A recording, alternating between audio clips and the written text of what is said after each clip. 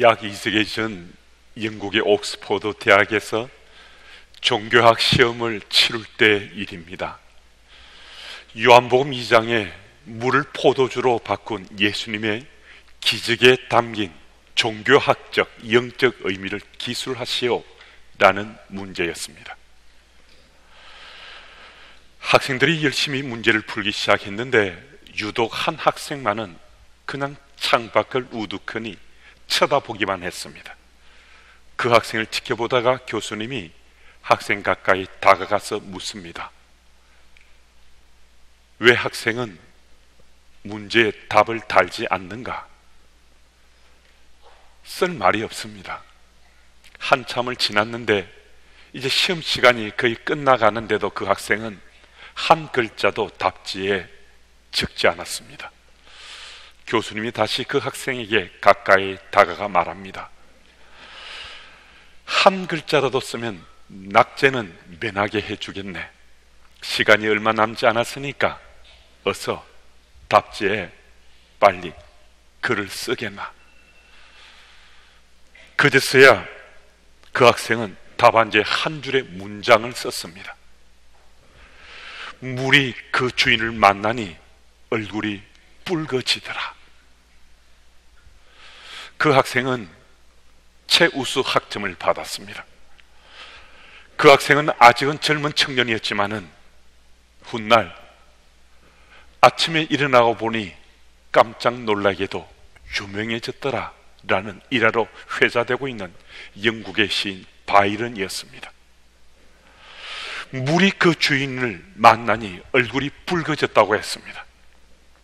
물조차도 주인 대신 예수를 만나니 놀란 반응을 일으켜서 얼굴이 붉어질 정도로 포도주로 변했다는 것입니다. 우리도 예수를 우리 주인으로 만난 사람들입니다. 예수님을 우리 주인으로 만났기 때문에 우리 삶의 기준이 달라졌습니다. 어떻게 살아야 될지 우리 삶의 탑픽도 달라졌습니다. 무슨 말씀인가? 변화될 삶의 준비가 다 되어 있다는 것입니다. 그래서 이제부터 우리는 어떻게 내가 변할 것인가? 어떻게 우리가 변할 것인가? 보다 구체적으로 질문하고 답을 찾아가되 확신에 찬 믿음으로 그 발걸음을 떼어가야 한다는 것입니다. 2절 말씀을 보면 내 종 모세가 죽었으니 이제 너는 이 모든 백성과 더불어 일어나 이 요단을 건너 내가 그들 곧 이스라엘 자손에게 주는 그 땅으로 가라 라고 말씀합니다. 이 모든 백성과 더불어 일어나 요단을 건너서 건너 그 땅으로 가라에 가라. 이 구절들 조합하면 일어나 건너가라라는 말씀입니다. 하나님께서 여호수아에게 주신 말씀입니다. 여러분 행복하길 원하시죠? 이 땅에 발 딛고 사는 우리들이 어느 누구인들 행복하길 원치 않는 이가 있겠습니까? 돈이 많으면 행복합니까? 건강하면 행복합니까? 젊음이 있으면 행복합니까? 명예와 권세가 있으면 행복합니까? 전술한 이 예들에게 우리는 공감할 수 있습니다. 아, 그것들이 있으면 행복할 수 있겠다라고 생각할 수 있습니다. 그런데 무엇인가가 한 가지 빠져 있는 것 같지 않습니까? 정말 행복하고 싶은데 무엇인가 한 가지 빠져 있다면 그것은 과연 무엇인가? 하나님이 빠져 있잖아요. 그리스도인 살아가는 우리들은 행복을 원하는데 하나님이 주시는 꿈을 통한 물질, 하나님 주시는 꿈을 통한 젊음, 건강, 명예, 권세, 이 하나님 꿈 없이는 이 예를 든 것들이 우리를 진정 행복해 할 수 없다는 거예요. 그리스도인 살아가는 우리들에게 하나님 주신 꿈이 없다면요, 우리는 행복할 수 없는 인생이라는 겁니다. 이스라엘 백성들이 지금 요단을 건너서 가나안을 정복하려고 앞으로 나아가기 원합니다. 이스라엘 백성들이 출애굽에서 여기까지 이르던 것은요, 하나님께서 그들에게 꿈을 주시기 때문입니다.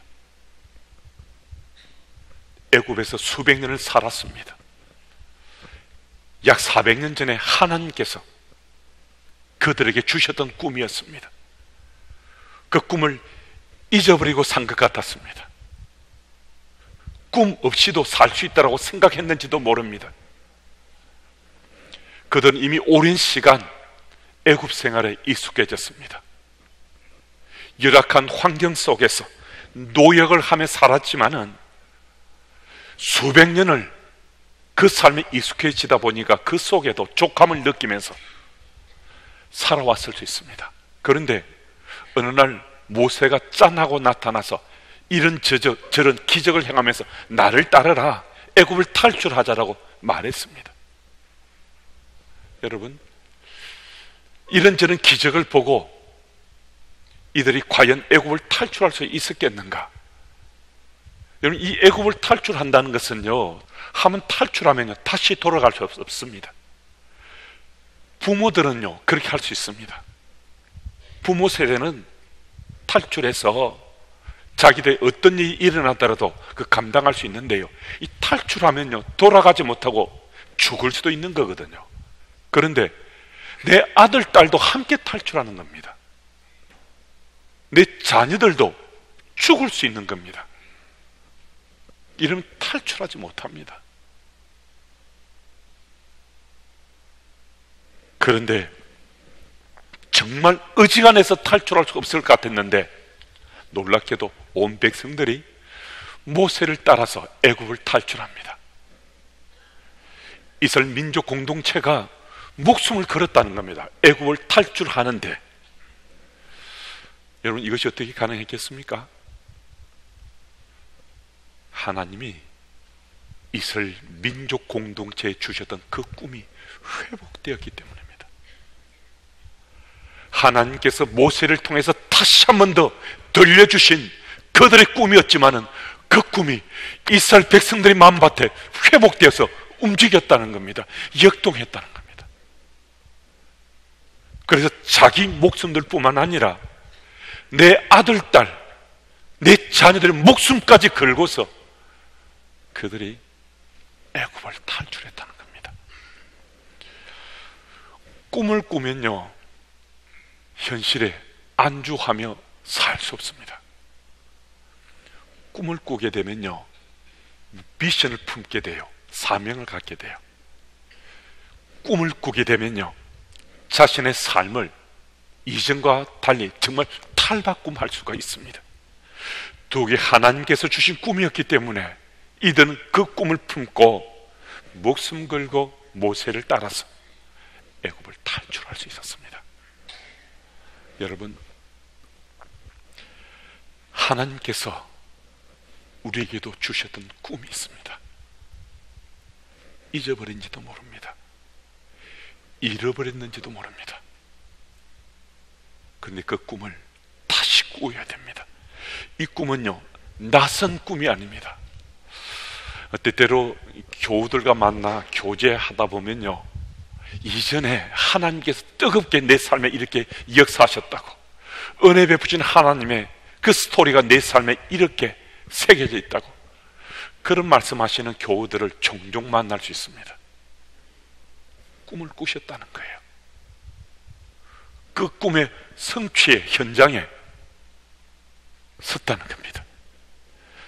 여러분, 만약에요 우리가 꾸었던 그 꿈이 내 생각만으로 꾼 꿈이었다면요 그 포기해도 별 문제 없습니다.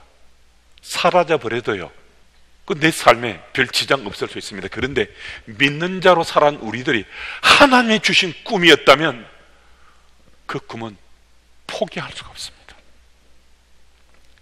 사라질 수가 없습니다. 다시 꾸어야 될 꿈입니다. 이 꿈은요 정말 다시 꾸어야 될 꿈입니다. 그 꿈을 꾸면서 다시 현장에서 현역으로 사역할 수 있습니다. 나이가 좀 더 들었어요. 현역으로 사역할 수 없다면요, 내 자녀들에게, 후배들에게 내가 꾸었던 그 꿈을 전해주고 물려줄 수 있어야 됩니다.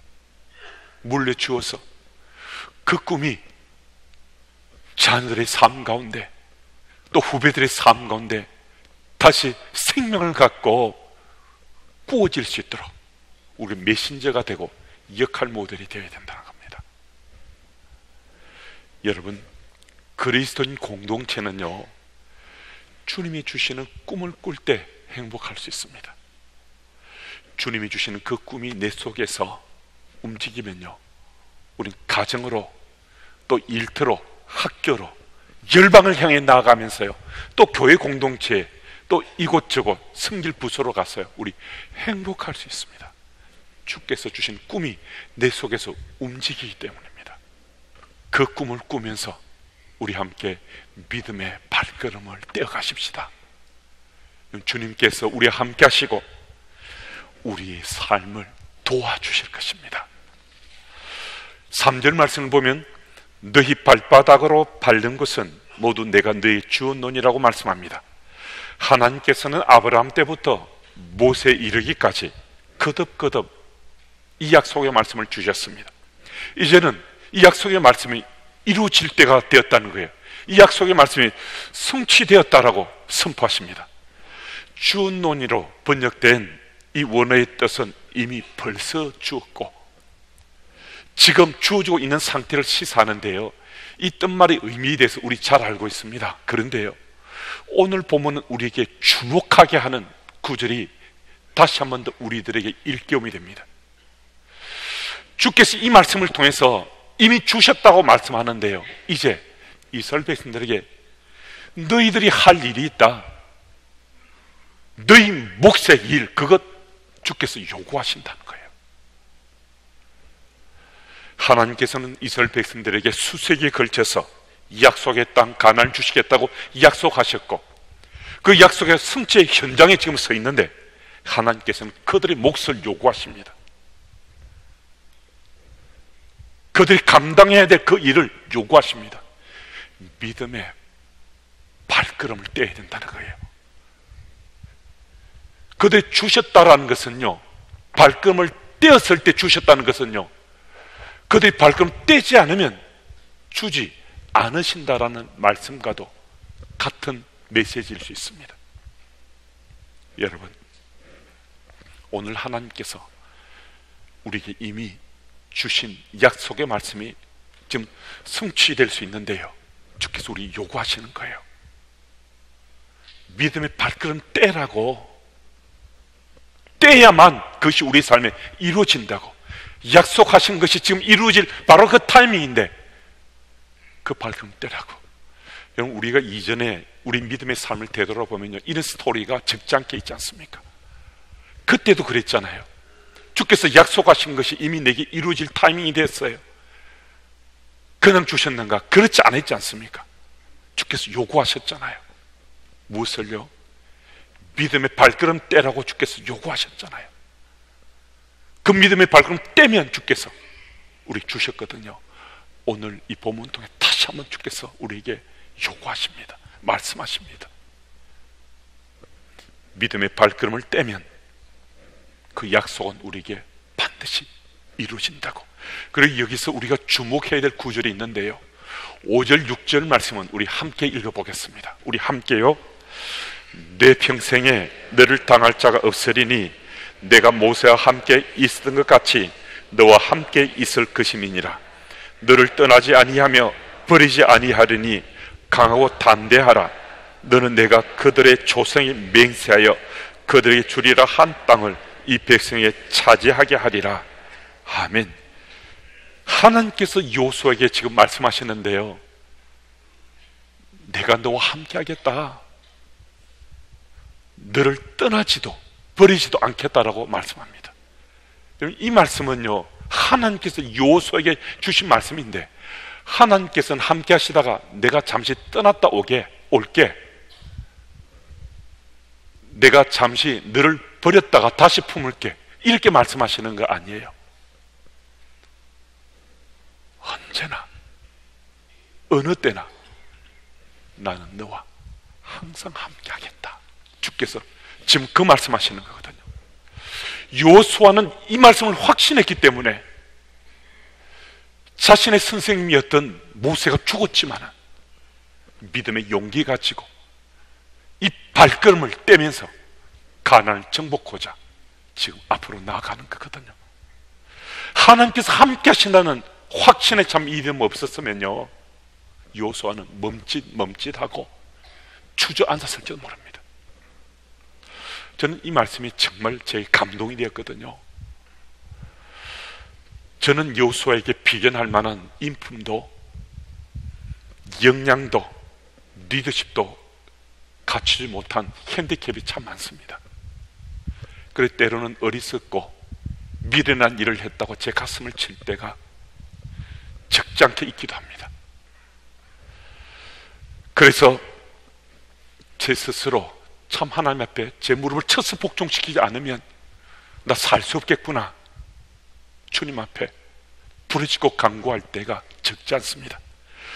그럼에도 하나님께서는요, 저를 예쁘게 봐주시는 게 있어요. 저는요, 어떤 상황 속에 제가 던져지더라도, 어떤 환경에 처하더라도 하나님은 언제라도 저를 떠나지 않으시고 저를 버리지 않으시고 저와 함께하고 계시는 그 사실을 제가 확신 가운데 믿는다는 것, 그 주님께서 아세요. 그리고 주님께서는 그것을 저의 최고의 강점이라고 주께서 인정해 주세요.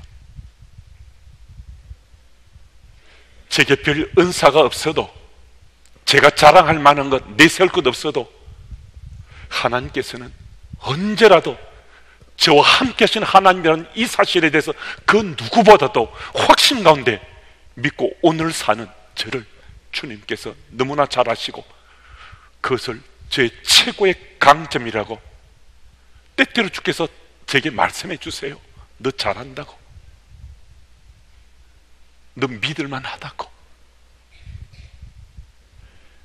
여러분, 하나님께서 저를 믿으시고 제게 이 길이 바른 길이다 라고 말씀하시면요, 전 포기하지 않습니다. 주저하지 않습니다. 그 길 갑니다. 지금까지도 하나님께서 저를 믿으시고 말씀해 주시면 이게 바른 길이다 라고 말씀하셨을 때 저 포기한 적 없습니다. 저 주저하고 멈추어서 스탑한 적 없습니다. 하나님이 저와 함께 하시는데, 저를 떠나시지도 저를 버리지도 않으시는데 무엇이 두렵겠습니까? 무엇이 무섭겠습니까?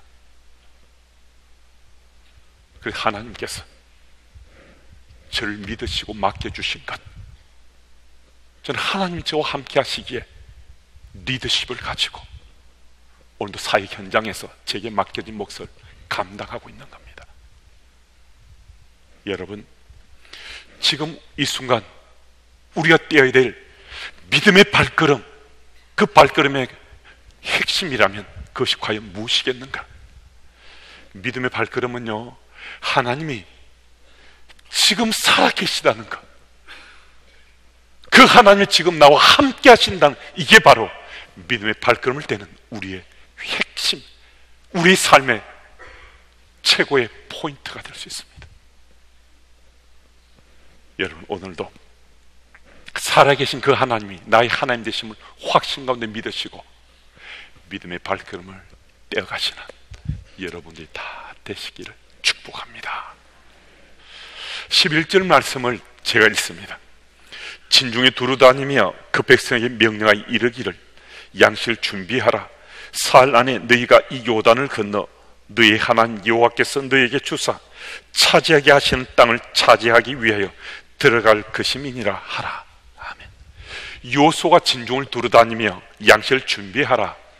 사흘 안에 이 요단을 건너가서 그 땅을 차지하게 될 것이다 라고 말했습니다.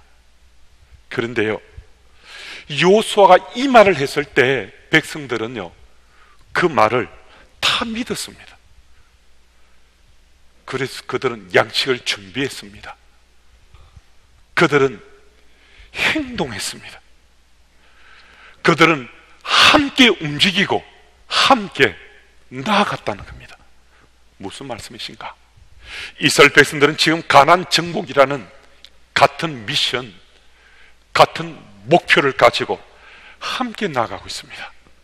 하나님께서는 서로 다른 미션, 서로 다른 목표를 가진 1000명보다도요, 같은 미션을 가진, 같은 목표를 가진 100명을 더 원하십니다. 아니 100명이 10명이라 하더라도요, 하나님께서 바로 그 사람들을 더 원하십니다. 이 자리에 함께한 우리 모두가 하나님 나라 백성으로 나 세상 속에 살고 싶습니다. 여러분, 그거 아닙니까?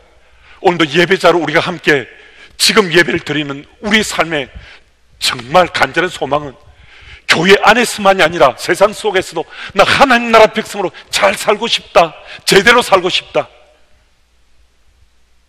이게 정말 우리가 원하는 우리 삶의 목표 아닙니까? 우리 미션 아닙니까? 여러분, 그렇게 살고 싶지 않습니까? 영미 작가 트리나 폴로서 쓴 꽃들에게 희망이라는 이 동화에 대해서는 우리 잘 알고 있을 수 있습니다. 오래전에 어쩌면 이 책을 읽었을 수 있습니다. 그게 헛된 욕망을 가지고 그 욕망의 기둥을 먼저 오르려고 하는 수많은 애벌레들이 나오는데요, 그 기둥 꼭대기 뭐가 있는지도 모릅니다. 그런데도요, 밟고 또 밟고 떨쳐내고 밀쳐내면서 그 욕망의 기둥 꼭대기에 오르려고 그들이 얼마나 치열하게 싸우고 다투는지 모릅니다. 그런데 기둥 꼭대기에 뭐가 있는지도 몰라요. 그런데 위로만 올라가려고 목숨 걸고 앞으로 위로 나아가고 있습니다.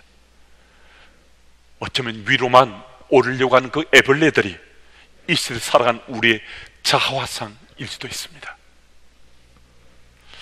그런데 그 수많은 애벌레 가운데 노란 애벌레 한 마리가 기둥을 오르지 않고 내려와서 고치 속에서 나비가 되기를 꿈꿉니다. 외롭기도 하고요, 어둠이기도 한데 고치 속에서 나비가 될 그날을 꿈을 꿨습니다. 마침내 아름다운 한 마리 나비가 돼서 파란 하늘을 그 노랑 애벌레는 날아오를 수 있었습니다. 세상의 눈으로 볼 때 높지 않아도, 화려해 보이지 않아도요, 많은 이들이 향하는 그 길이 아니더라도요, 하나님께서 우리 앞에 옳은 길들을 열어놓으셨습니다. 옳은 길을 가면서 힘들 수도 있고 때로는 고통이 따를 수 있어도요, 하나님 나라 그 백성으로 살고자 하는 이 믿음이 있으면요, 우리는 하나님 나라 백성으로 살고자 그 옳은 길을 걸어갈 수 있습니다. 그 속에서 우리는 진정 행복할 수 있습니다. 이 자리에 함께한 주님의 교회 우리 가족들이 요 하나님이 나의 하나님을 믿어져서 세상 속에서도 하나님 나라 백성으로 살고자 그 옳은 길을 우리 함께 걸어갈 수 있으면 좋겠습니다. 여러분, 하나님께서는 도와주십니다. 어찌 이것이 교회 안에서만 울려 펴지는 메시지로 그쳐야만 되겠습니까? 하나님께서 사람을 통로로 일하시고 말씀하시는데 이 말씀이 기억되면 이번 한 주간 세상 속에서 정말 나 하나님 나라 백성으로 제대로 한번 살아봐야지, 잘 살아야지, 이런 소망 가지고 우리 살아야 되지 않겠습니까?